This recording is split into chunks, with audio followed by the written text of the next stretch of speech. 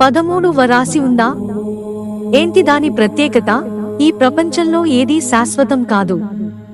ఇదివరకు మన సౌర కుటుంబంలో 9 గ్రహాలు ఉండేవని చెప్పేవారు.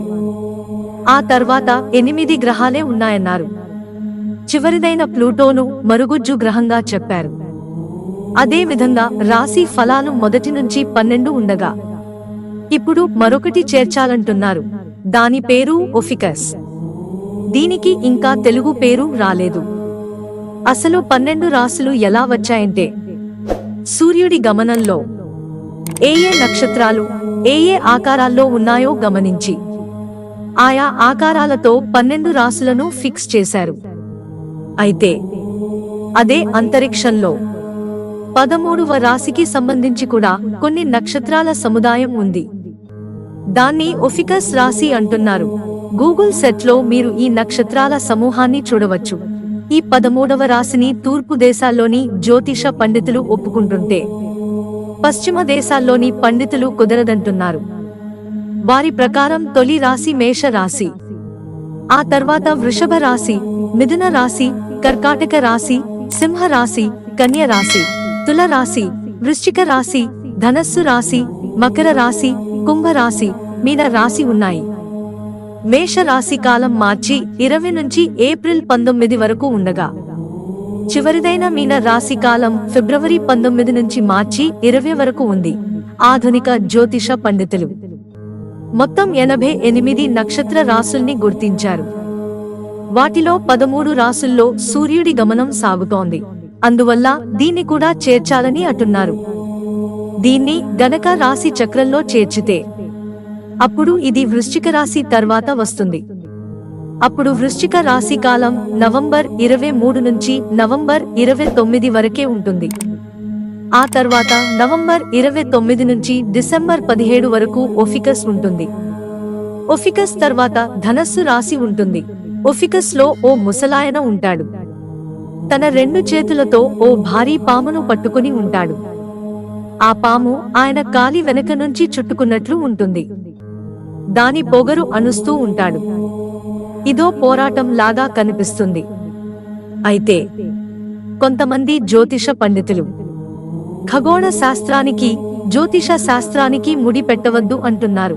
అమెరికా అంతరిక్ష పరిశోధనా సంస్థ నాసా ఎన్ని నక్షత్ర రాశుల్ని కనుక్కున్నా తాము మాత్రం జ్యోతిష శాస్త్రంలోని 12 రాశుల ఆధారంగానే అన్నీ చెబుతామని అంటున్నారు. ఒఫికస్ వివరాలు. ఒఫికస్ రాశి చాలా పెద్దది, కానీ చాలా మందికి తెలియదు. ఇది పాలపుంతకు వాయవ్య దిశలో ఉంటుంది. ఓరియన్ నెబ్యులాకు వ్యతిరేక దిశ అపోజిట్ లో ఉంటుంది. ఈ ఒఫికస్ కి దక్షిణ పశ్చిమ భాగంలో వృశ్చిక రాశి ఉండగా తూర్పు భాగంలో ధనస్సు రాశి ఉంది. జులైలో ఉత్తరం వైపున చూస్తే ఈ ఒఫికస్ కనిపిస్తుంది. అదే శీతాకాలంలో అయితే దక్షిణం వైపు కనిపిస్తుంది. దీనికి కిందన తూర్పు వైపున ఎర్రగా మెరిసే నక్షత్రం ఒకటి ఉంటుంది. అదే అంటారస్. అంతర్స్ అది వృశ్చిక రాశిలో భాగంగా ఉంటుంది.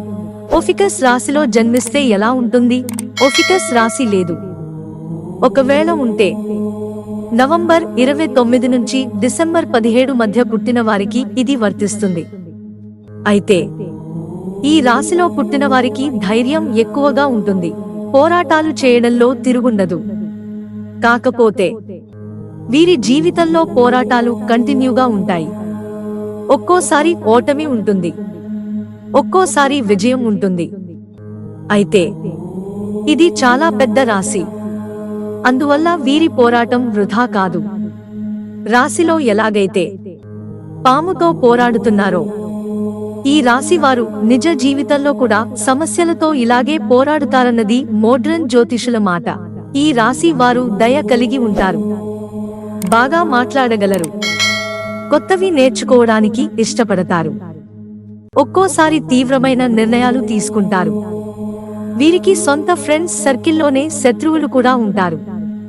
వీరి చాలా విజయాలు సాధిస్తారు. అందరి దృష్టి వీరిపై ఉంటుంది. వీరిలో కొంత స్వార్థం ఉంటుంది. వీరికి తేలికపాటి రంగులు బాగా నచ్చుతాయి. వీరి శత్రువులు దీర్ఘకాలంలో ఓడిపోతారు. అందువల్ల వీరి దీర్ఘకాలంలో సంతోషంగా ఉంటారు. ప్రస్తుతానికి ఈ రాశి అమలులోకి రాలేదు కాబట్టి వృశ్చిక రాశి వీరికి వర్తిస్తుంది. భవిష్యత్తులో గనుక అమలైతే అప్పుడు ఇది వర్తిస్తుంది. మిత్రులారా, ఛానల్ సబ్స్క్రైబ్ చేసుకోవడం మర్చిపోకండి. ధన్యవాదాలు.